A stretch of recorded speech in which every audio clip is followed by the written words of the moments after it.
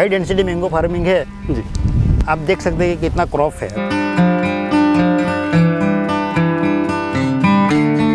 High density mango farming का main concept क्या है कि अगर मैं पूरे 31 बीघा में भी लगाना जाऊँ ना तो 50-60 पेड़ से ज़्यादा नहीं आने वाला है मेरे। देखिए कि करीबन आधा बीघा भी नहीं है, उसमें 150 पेड़ आ गए। किसान भाइयों, आज मैं पहुंचा हूं गुजरात के आनंद में, जहां आपको आज दिखा रहा हूं इजराइल टेक्निक से हो रही मैंगो की हाई डेंसिटी पर फार्मिंग। आप ये जो प्लांट देख रहे हैं ये मात्र 1.5 साल का प्लांट है और 1.5 साल के प्लांट के ऊपर आप देखिए कितना सारा प्रोडक्शन यहाँ पर आ रहा है। इसी के साथ में इस फार्म के ऊपर काफ़ी सारे फ्रूट प्लांट्स की फार्मिंग और साथ ही ड्रैगन फ्रूट की खेती भी हो रही है। तो आज के इस वीडियो में हम इस सारी फार्मिंग के बारे में जानेंगे कि यहाँ इस फार्म के ऊपर किस तरीके से इजराइल टेक्नोलॉजी से फार्मिंग होती है। तो चलिए शुरू करते हैं आज के इस वीडियो को। सर, सबसे पहले तो आपका वेलकम है हमारे चैनल पर, और जो दर्शक आपको देख रहे हैं थोड़ा सा आप उन्हें अपना और अपने फार्म का परिचय कराइए। सबसे पहले तो मैं अपने आप को बड़ा भाग्यशाली मानता हूं कि मुझे इस टीम के साथ वीडियो उतारने का जो मौका मिला है, तो आपका धन्यवाद पहले और शुक्रिया अदा करता हूं। बाद में दर्शकों को मैं बताना चाहता हूं कि मेरा थोड़ा परिचय दे दूंगा। मेरा नाम है भरत भाई बालू भाई पटेल। मैं रहने वाला हूं बड़ौदा का। अपना जो फार्म है मधुरम ऑर्गेनिक फार्म है, जो आनंद जिले में गुजरात में पड़ता है। आनंद जिले से 25 किलोमीटर है और बड़ौदा से भी 25 किलोमीटर पर देरी पे है, और पूरा एक ऑर्गेनिक फार्म और पूरा बागायती खेती मैंने यहाँ पे लगा के रखा हुआ है। ओके, तो सर इसके बाद सर हम आपका जो बैकग्राउंड है वो जानना चाहेंगे कि आप फार्मिंग में कैसे आए और फार्मिंग से पहले आप क्या काम करते थे। हाँ, बेसिकली मेरा जन्म हुआ तो मैं खेडूत था, लेकिन कर्मों से क्या बोलते हैं कि फिर मैं अभी नौकरी पर लग गया। तो कम से कम मैं रिलायंस इंडस्ट्रीज में जॉब करता हूँ और मेरा जॉब का भी 38 साल हो गया है। बेसिकली मैं डिप्लोमा मैकेनिकल इंजीनियर हूँ, लेकिन बाद में जो मेरे खून में ब्लड में पड़ा था कि नहीं जाना तो यही साइड पे है, तो फिर बाद में मैंने इतने सालों के बाद भी अभी 38 साल की नौकरी के बाद भी फिर मैं फील्ड में आ गया हूँ। बेसिकली मैं जन्म से खेडूत हूँ, तो किसान हूँ, तो फिर मैंने एक खेतीबाड़ी का सोचा और ये चालू किया। तो अभी आप यह जो आपका फार्म है, कितनी ज़मीन में आप इसकी फार्मिंग अभी यहाँ पर कर रहे हैं? अभी करीबन देखा जाएगा तो ये 5 बीघा ज़मीन है। उसमें मैंने एक बीघा का ऑलमोस्ट सब लॉट है, एक बड़ा लॉट है। उसमें मैंने सब अलग अलग बागायती खेती करके अलग अलग पेड़ पौधे लगा के रखे हुए हैं। तो उसमें आपने कौन कौन सी फसलें लगाई हुई है उसके बारे में भी आप बताएं, और कितनी ज़मीन में कौन कौन सी फसलें? अभी फिलहाल जो ये जहाँ हम खड़े हैं उसको बोलते हैं 31 गुंठा ज़मीन, मतलब 31,000 स्क्वायर फीट है। उसमें मैंने काफ़ी सारे पौधे लगाए हुए हैं। वो थोड़ा मेरा एक्सपेरिमेंट का भी थोड़ा मेरा माइंड ऐसा है कि थोड़ा प्रयोग करना चाहिए, अलग अलग थोड़ा करना चाहिए। किसान को एक ही चीज़ पकड़ के नहीं रखनी चाहिए, कुछ नया करना चाहिए।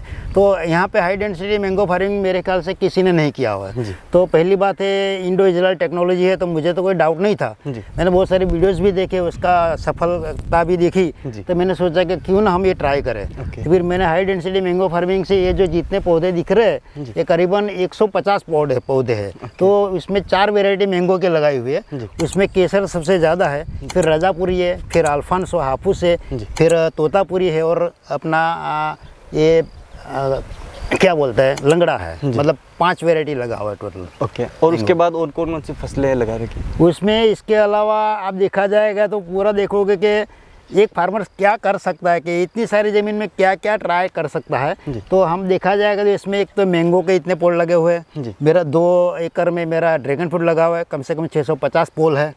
उसके बाद है मैंने ये 20 लाइन लगाई, वो नींबू की लगाई हुई है। उसमें भी 2 अलग अलग, एक कागदी वेराइटी, एक टिश्यू कल्चर है। इसके बाद बाकी की भी, इसके बाद की जो लाइन है उसमें मैंने मौसम भी लगाया हुआ है, 5 संतरे का लगा हुआ है, फिर ग्रीन वाटर एप्पल लगाया हुआ है, फिर आंवला लगाया हुआ है, फिर ये सब बॉर्डर पे मैंने लगाया हुआ है। नारियल का पेड़ लगाया हुआ है। नारियल के पेड़ में बीच में मैंने एक काश्मीरी रेड एप्पल बोर लगाया हुआ है। उसके बाद मैंने थाई एप्पल बोर लगाया हुआ है। फिर यहाँ पे वो बीच में अंजीर लगाया हुआ है, इसमें फलसा लगाया हुआ है। फिर ग्रीन का क्या बोलता है कस्टर्ड एप्पल बिग वाला जो आता है ना, वो उसका लगाया हुआ है। फिर हरमन 99 एप्पल का भी पेड़ लगाया हुआ है। और 1 बीघा में पूरा मैंने जामफल के पेड़ लगाए, उसमें 4 वेराइटी है। इसमें L49 है, फिर अपना 1 kg वाला है, ताइवान पिंक है, और इलाहाबादी वाइट वाला है। 4 वेराइटी अमरूद का है, कम से कम 330 पौधे हैं। ओके, तो अब जैसे एक चीज़ आप हमें बताइए कि अक्सर जो भी फार्मर को हम देखते हैं, फार्मर सिर्फ एक ही फसल लगाता है। जैसे कोई मैंगो की फार्मिंग कर रहा है तो वो अपने सारे लैंड में मैंगो की फार्मिंग करेगा। सही बात है। या फिर कोई अलग फार्मिंग कर रहा है तो वो सिर्फ उसी फार्मिंग को करता है। सही बात है। तो फिर आपने इतनी अलग अलग चीज़ों को क्यों चुना फार्मिंग के लिए, उसके बारे में बताओ। पहली बात है कि मेरे पहले ही आपको बताया कि भाई मैं थोड़ा एक्सपेरिमेंटल बेस पे जाता हूँ। जी। तो मैं क्या करता हूँ कि मैं पौधा लगा के देखता हूँ, फिर कुदरत के ऊपर छोड़ देता हूँ कि मतलब उसका एटमॉस्फेयर कौन सा उसको अनुसार रहेगा। स्टडी तो करता हूँ, लेकिन फिर भी मुझे कुदरत में बहुत ज़्यादा विश्वास है। तो इसके हिसाब से मैंने एक किया हुआ कि एक ही लगाओगे तो अगर नुकसान गया तो पूरा नुकसान चला जाएगा। जी। तो अलग अलग वेराइटी लगते हैं तो क्या है कि किसान को कंटिन्यूस आमदनी उसकी मिलती रहती है। जैसे कि नींबू का मिलेगा, इसके बाद ख़त्म होगा तो जामुन का मिलेगा, ये आम का मिलेगा, तो उसको कंटिन्यूस जो इनकम मिलनी चाहिए खेडूत को वही चाहिए कि भाई उसको कंटिन्यूस कुछ मिलना चाहिए। जैसे कि बाकी की खेती करते हैं उसमें लोग ऐसा प्लानिंग करते हैं 4-4 महीने में मिलता है, लेकिन ये बागायती में क्या है कि कंटिन्यूस इनकम चालू रहता है। तो एक बड़ा कंसेप्ट है। ओके, यानी कि अगर हम एक ही क्रॉप को लगाते हैं तो उसमें हमें सिर्फ एक ही बार प्रोडक्शन मिलता है। और वो भी मैंगो में मैं ऐसा सुना है कि हर 3 साल के बाद एक बार फसल डाउन हो जाता है। ओके, हाँ, तो फैल जाता है। जी। तो अभी आपकी जो हाई डेंसिटी पे आपने मैंगो के जो प्लांट लगाए हुए हैं, तो वो आप थोड़ा सा चल के बताइए कि किस तरीके से आप मैंगो की हाई डेंसिटी के ऊपर फार्मिंग। हाँ बताइए। पहले यहाँ सब देखोगे तो ये थोड़ा उसको हम लोग ग्रीलांस पद्धति बोलते हैं। ये 15 फुट के लगाए हुए हैं। इसमें ये तोतापुरी है वेराइटी। इसमें से तो निकाल दिए, पूरा पेड़ भरा हुआ था, बाकी का तोड़ लिया है। इसके बाद ये 15 फुट के जो नॉर्मल फार्मिंग होता है उसके ऊपर मैंने पौधे लगाए 2 लाइन। ओके। इसमें ये 5 राजापुरी है, 5 हापुस है, 5 तोतापुरी है, 5 लंगड़ा है। ओके। और ये जो है यहाँ से केसर की वैरायटी चालू होती है। ये ट्रायल बेस पे मैंने 15 फुट पे लगाया हुआ है। उसके बाद पूरा इजराइल पद्धति है, 3 फुट के ऊपर लगा हुआ है। इसमें भी मैंने थोड़ा एक्सपेरिमेंट किया है कि पहली लाइन 3 फुट पे, दूसरी 4 फुट पे, फिर 5 फीट और 6 फीट, और बाकी बीच का जो डिस्टेंस है वो मैंने 12 फीट रखा है, ताकि कभी भी मतलब ट्रैक्टर वगैरह भी जाना हो तो वहाँ से जा सके। तो आप यहाँ देख सकते हैं कि ये हाई डेंसिटी मैंगो फार्मिंग है। आप देख सकते हैं कि कितना क्रॉप है। अभी ये पहला ही क्रॉप है, अभी हार्वेस्ट नहीं किया हुआ है। This is the first year, मतलब पहले साल है। ओके। तो आप इसका रिजल्ट देख सकते हैं। कहीं पे भी आप देखो, बाकी में से काफ़ी पेड़ तोड़ लिए हैं, लेकिन सब में ऐसा आया था पूरा। ओके। 150। अभी ये जो लाइन है, ये जो हम हाई डेंसिटी के ऊपर देख रहे हैं, तो ये प्लांट कितनी दूरी के ऊपर लगे हुए हैं? ये जो लास्ट वाली लाइन है 6 फुट पे है, फिर 5 फुट है, 4 फुट और 3 फुट। ऐसा ट्रायल, क्योंकि मैं देखना चाहता हूँ कि कहाँ अच्छी सफलता कहाँ मिलती है। मैं प्रैक्टिकल करना चाहता हूँ इसलिए। तो फिर जैसे आप हाई डेंसिटी जो फार्मिंग है इसके ऊपर कैसे आए? जैसे अभी नॉर्मली जो फार्मर करते हैं लगभग 15 में हम अपने पौधे लगाते हैं। जैसे हाई डेंसिटी मैंगो फार्मिंग का मेन कंसेप्ट क्या है कि अगर मैं पूरे 31 बीघा में भी लगाना चाहूँ ना, तो 50-60 पेड़ से ज़्यादा नहीं आने वाला है मेरे। इतना ही लगा सकता हूँ। और ये देखिए कि करीबन आधा बीघा भी नहीं है, उसमें 150 पेड़ आ गए। तो सपोज आप 50 पेड़ से जो 15 साल का अगर पीरियड गिना जाए, 10 साल का 15 साल का, तो 50 पेड़ से जो इनकम लेते हैं तो ये 150 पेड़ है, मतलब 3 गुना है। तो आपको शायद आधे ईयर में भी 15 साल की बजाय 7 साल में आपको इतना फ्रूटिंग मिल जाता है। तो इतना हाई डेंसिटी मैंगो फार्मिंग का इतना प्रॉफिट बेनिफिट्स है, कॉमर्शियल के लिए बहुत बढ़िया है। ओके। ज़्यादा प्रोडक्शन के लिए। अब जैसे आप इसकी फार्मिंग जब आपने स्टार्ट की, तो प्लांट आपने जब खेत में लगाए, एक तो फील्ड की प्रिपरेशन कैसे की, उसके बारे में आप थोड़ा सा बताइए। फील्ड की प्रिपरेशन में यहाँ ये बोलते क्या बोलते हैं, तंबाकू क्या बोलते हैं जी, वही का खेती होता था, खेत होता था। फिर डांगर की खेती होती थी। तो पूरा एक केमिकल वाला पूरा जोन था। तो फिर मैंने पहले ही साल से सोचा कि मुझे करना तो ऑर्गेनिक ही करना है। प्रोडक्शन नहीं आएगा तो चलेगा, लेकिन मुझे किसी को जहर नहीं खिलाना है। तो इसकी वजह से मैंने टोटल फोकस करके ऑर्गेनिक चालू किया। तो पहले मैंने इसमें सब जुताई सब करके तैयार किया। उसके बाद मैंने कंपोस्ट खातर डाला। कंपोस्ट के बाद मेरे पास एक कोई सोर्स नहीं था शुरू में तो ऑर्गेनिक का, तो नेटसर्प इंजीनियरिंग वाला मेरा कांटेक्ट किया। तो नेटसर्प की जितनी भी प्रोडक्ट है, नाइट्रोजन है, फास्फोरस है, पोटास है, बायो-19 है, स्टिमरिच है, वो सब मैंने इस्तेमाल किया स्प्रे वगैरह के लिए। और इस तरह से मैंने डेवलपमेंट चालू किया। तो अभी ये करीबन 2 साल भी नहीं हुआ है, आप इसका डेवलपमेंट देख सकते हो। ओके। जैसे आपने फील्ड की प्रिपरेशन कर ली जी, तो पौधे उसके बाद आपने कौन से सीजन में लगाए और पौधे फील्ड में कैसे लगाए उसके बारे में क्या? देखिए कि मैंगो की सीज़न में क्या रहता है कि जैसा मेरा नॉलेज है, तो अगर जहाँ बहुत बारिश होती है तो लेट जो सीज़न होता है उसके बाद उसको लगाना चाहिए। यहाँ मीडियम बारिश है तो आप जुलाई में लगा सकते हैं। कम से कम बारिश का एक आ गया थोड़ा सा हल्का सा, इसके बाद उसको लगा सकते हैं। तो मैंने करीबन ये जुलाई महीने में उसका प्लांटेशन किया मैंगो का। ओके।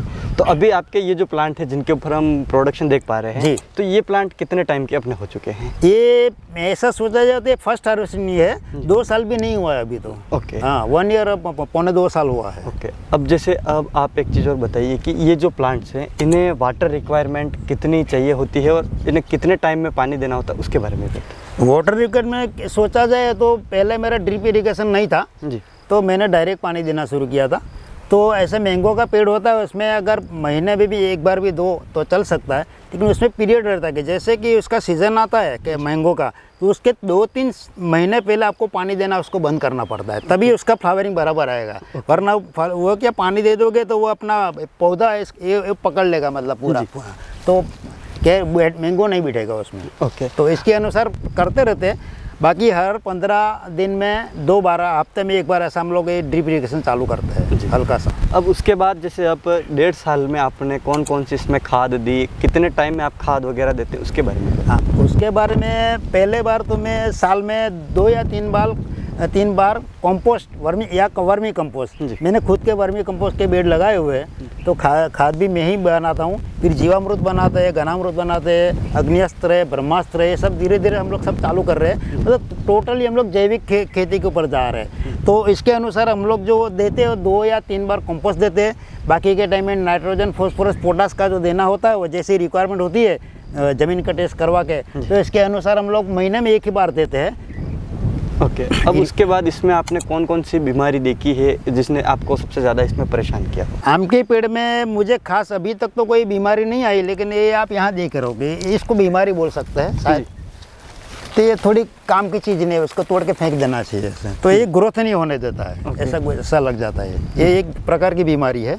बाकी ये जो कुदरत का अच्छा है कि मतलब अभी कोई बीमारी मुझे नहीं आई, अभी तक नहीं आई, ये बहुत बड़ी बात है ऊपर वाले की। ओके, तो अभी जैसे आपने फर्स्ट टाइम में आपका जो प्रोडक्शन आ रहा है जी, तो लगभग पहले साल में आपको पर प्लांट कितना एवरेज प्रोडक्शन मिला है? पर से अभी गिना जाए, क्योंकि अभी हार्वेस्ट किया नहीं है, सपोज के समझो कि 25 या 40 कैरी है, तो 5 केजी के हिसाब से 1 केजी होता है, तो कम से कम 8-10 केजी एक पेड़ से मिलने वाला है मुझे। 5 से 10 केजी तो मिलने वाला है पहले ही साल में।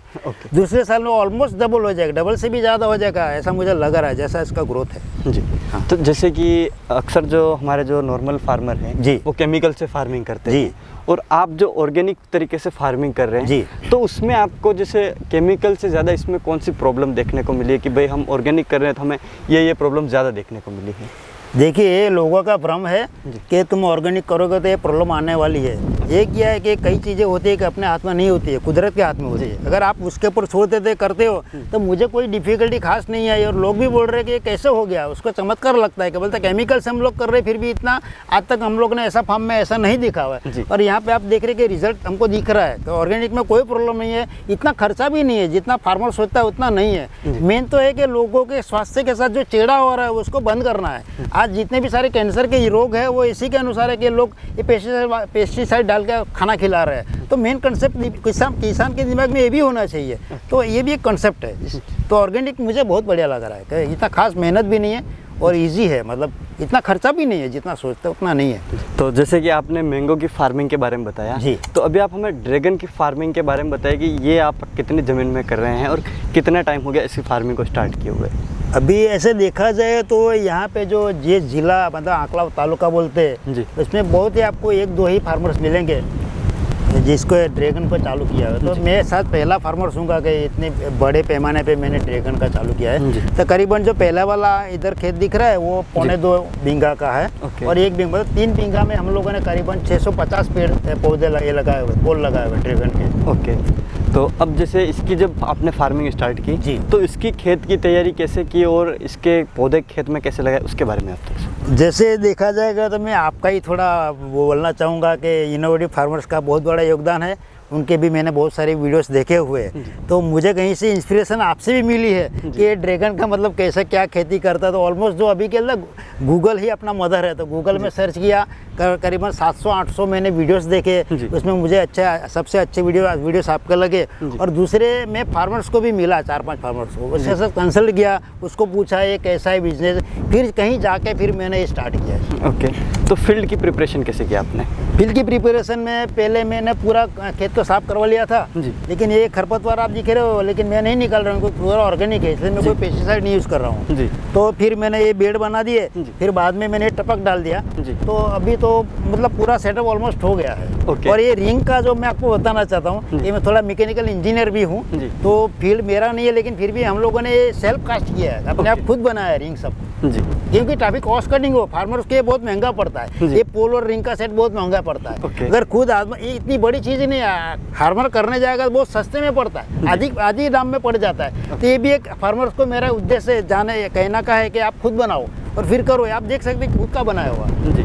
तो अभी आपने जब पौधे खेत में लगाए जी। तो पौधे किस तरीके से लगाए उसके बारे में आप थोड़ा सा बताइए। पौधे में तो पहले जो अपना जो खड्डा खोदने का मशीन था, उसे सब खड्डे बनाए, जी। जो प्रिपरेशन उसमें जो मैन्यूर्स डालने का था जी। वो डाल दिया। फिर बाद में जो एक पोल लगाया, उसके बाजू चार पौधे लगाए, ओके। फिर घाट डाल के उसको थोड़ा ऐसा करके पूरा चालू कर दिया। तो अभी इसका भी 2 साल नहीं हुआ, इतना ग्रोथ आप देख सकते हो, जी। अच्छा ग्रोथ है मतलब। तो अभी जैसे आपने एक जो पोल है उसके ऊपर 4 पौधे लगाए जी। हैं, तो 4 पौधे किस तरीके से लगे हुए हैं और कौन सी साइड पे लगे हुए हैं वो भी आप थोड़ा सा बताइए। 4 पौधे में क्या होता है कि देखो, एक 2 3 4 जगह पे 4 पौधे लगते हुए, जी। फिर ये भी यहीं जा रहा है, इसको टूट गया, ये थोड़ा खिसकोली वगैरह आता है ना, वो तोड़ दे, काट दे रहा है। जी। तो इसका जो वजह से तो यहाँ से आएगा तो इसमें से बाहर निकलेगा, दूसरे का इसमें से बाहर निकलेगा। तो सब जगह ऐसा पूरा कैनोपी बनना चाहिए कि पूरा का पूरा। अभी कैनोपी तैयार हो रहा है, कि वो पौधे में देख सकते हो कि कैनोपी तैयार होने को आ रही है, तो ओके। ये सब बनना चाहिए। जी। इसमें आप कौन सी खाद वगैरह देते हैं अभी, उसके बारे में भी आप थोड़ा सा। खाद में तो मैंने आपको पहले भी बताया कि टोटल ऑर्गेनिक है, जी। फिर मैं वर्मी कंपोस्ट, जी। इसके बाद नाइट्रोजन, फास्फोरस, पोटास जो लिक्विड फॉर्म में होता है, जी। जो मैं ड्रिप इरिगेशन के थ्रू देता हूँ। जी। फिर उसमें रेगुलर स्प्रे रहता है, उसमें स्टीम रिच है, बायो 99 है, ये जो वगैरह रहता है नेटसर का जो प्रोडक्ट जी। है, उसका मैं यूज़ करता हूँ अभी फिलहाल। ओके। और इसमें पानी की कितनी आवश्यकता होती है और कितने टाइम में आप इसे पानी देते हैं? इसमें मेन चीज़ यही ध्यान रखना कि इसमें पानी की कम आवश्यकता रहती है। अगर पानी ज़्यादा भी हो तो चल जाता है, लेकिन पानी गल जाना चाहिए, रहना नहीं चाहिए। अगर ये रह जाएगा तो उसमें सड़ा लग जाता जी। है। तो मेन प्रॉब्लम ये है कि पानी इसमें बहुत कम चाहिए। ओके। फिर जब आपने इसके पौधे खेत में लगा दिए, जी। तो अभी तक आपको इसमें कौन सी बीमारी देखने को मिली है या फिर ऐसी कौन सी चीज़ है जिसने आपको इसमें परेशान किया हो? परेशान में ये बहुत सारा सबसे बड़ा प्रॉब्लम ये है कि अब जहीं पे भी देखोगे पूरे इंडिया में, तो ये देखो थोड़ा से पौधा पीला होने आया है, जी। ये वाला जिसको बीमारी कहा जाता है। जी। अभी तो ये रिकवर होने आया है, तो इसका कोई सॉल्यूशन फार्मर के पास अभी नहीं है। अच्छा। लेकिन हम लोग ये बोला छाछ का स्प्रे करते हैं, जी। फिर दूसरे का जो क्ले का स्प्रे करते हैं, ऐसा करके भी बचा के रखते हैं। जी। उसका स्ट्रक्चर भी बना सकते हैं, लेकिन वो बहुत कॉस्ट बहुत भारी हो जाता है। ओके। तो बाकी तो और कुछ अभी तक मुझे बीमारी नहीं आई है। पीला हो जाता है, फिर ये सब सूख जाता है, बस यही आते हैं। लेकिन मेरे को इतना प्रॉब्लम नहीं लगा, कम से कम 10-20% मेरे को प्रॉब्लम आया हमको। ओके। तो अब जैसे कि बात आपने बताई थी पोल के बारे में और ये ऊपर जो रिंग लगाई है वो आपने जी। खुद बनाई जी। है, तो एक तो इसके अगर हम कॉस्ट की बात करते हैं, जी। तो इसमें हमें कितना खर्चा आता है? जैसे पर एक प्लांट की अगर हम बात करते हैं तो लगभग एक प्लांट के ऊपर आपको लगभग एक पोल के ऊपर कितना खर्चा है उसके बाद? एक पोल के ऊपर देखा जाए तो अभी बाजार में ये पोल है वो 150 का मिल रहा है। ओके। और ये जो रिंग है वो कम से कम 400 के आसपास मिलती है। जी।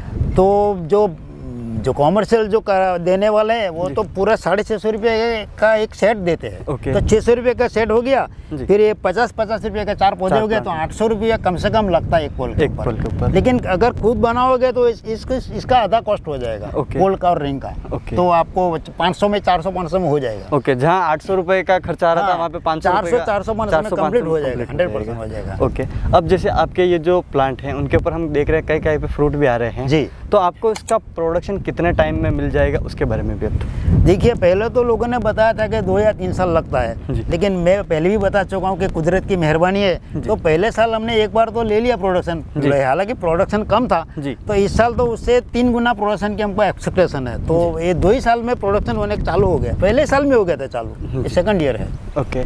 अब जैसे कोई फार्मर चाहता है कि ड्रैगन फ्रूट की फार्मिंग करना, तो आप किसानों को क्या कहना चाहेंगे ड्रैगन फ्रूट की फार्मिंग के बारे में? देखिए, मैंने सब सर्वे किया हुआ है, जैसे गन्ने का होता है, आम का होता है, सब पेड़ों का होता है। तो ये जो गवर्नमेंट का जो फिगर है वो बता रहे हैं कि 1 एकड़ में आपको 9 लाख का मुनाफा होता है, लेकिन आपको 3 साल तक वेट करना पड़ता है। जो ऐसे फार्मर्स है जो 2-3 साल तक वेट कर सकते हैं, उसके लिए बहुत अच्छी बढ़िया खेती है, क्योंकि ये पौधा जो है वो 25 साल तक चलने वाला है। एक बार लगा दिया फिर 25 साल तक फ्रूटिंग देता रहेगा, कोई इश्यू नहीं रहता खास।